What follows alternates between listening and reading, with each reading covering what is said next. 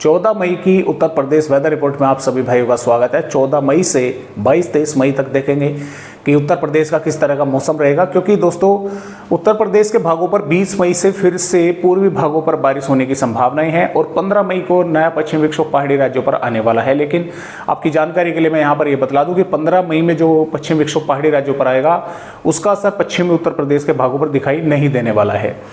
यानी कि जो जिस तरह से देखिए आज बारिश हुई सुबह के समय पश्चिमी उत्तर प्रदेश के हुई, तो कम भागों पर मुजफ्फरनगर, गाजियाबाद, बागपत के आसपास के भागों पर, लेकिन तूफानी हवाओं के साथ जोरदार बारिश जो है वो देखने को मिली है।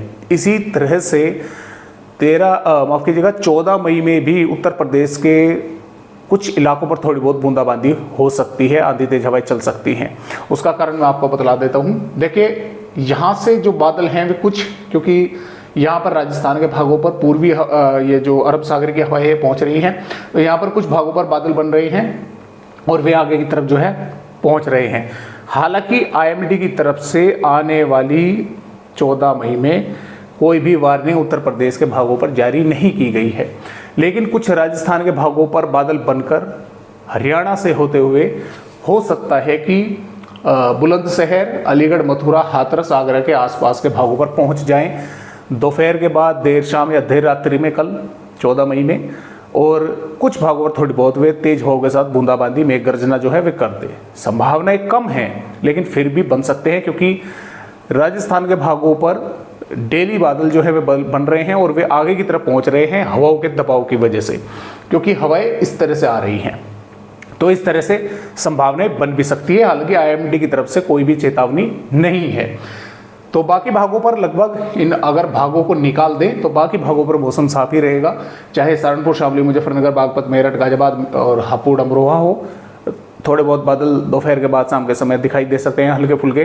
बाकी मौसम साफ रहेगा। बाकी इन भागों पर भी सीतापुर, बाराबंकी, लखनऊ, उन्नाव, रायबरेली, अमेठी, अयोध्या, अम्बेडकर नगर, आजमगढ़, मऊ, जौनपुर, बलिया मौसम साफ रहेगा। तापमान लगातार बढ़ेंगे, चाहे इसमें पश्चिमी उत्तर प्रदेश हो, चाहे मध्य भाग हो, चाहे पूर्वी भाग हो। जहाँ पर तापमान अब 38-39 डिग्री के आसपास चल रहे हैं, वहाँ पर अगले आने वाले यानी कि 14, 15, 16 मई तक तापमान जो है वे 44 डिग्री, 45 डिग्री के आसपास पहुँचने वाले हैं अगले 2-3 दिनों के दौरान। तो जो है तापमान बढ़ेंगे अब। और इसके अलावा देखिए अभी तो कोई वार्निंग नहीं है। 15 मई में भी वार्निंग लू की नहीं है, लेकिन 16 मई से लू की वार्निंग भी झांसी, जालौन, मोहब्बा, हमीरपुर और फतेहपुर, बांदा, चित्रकूट, कौशाम्बी, प्रयागराज के भागों पर यहाँ पर आ चुकी है। और यहाँ पर 17 मई में भी इन दक्षिणी भागों पर लू की चेतावनी है। 18 मई में भी यहाँ पर लू की चेतावनी है और 19 मई में भी यहाँ पर दक्षिणी भागों पर लू की चेतावनी दे दी गई है। और इसके अलावा अगर हम 20 मई की अगर बात करें तो देखिए यहाँ पर कुछ भागों पर बारिश की गतिविधियाँ भी हमें दिखाई दे रही है।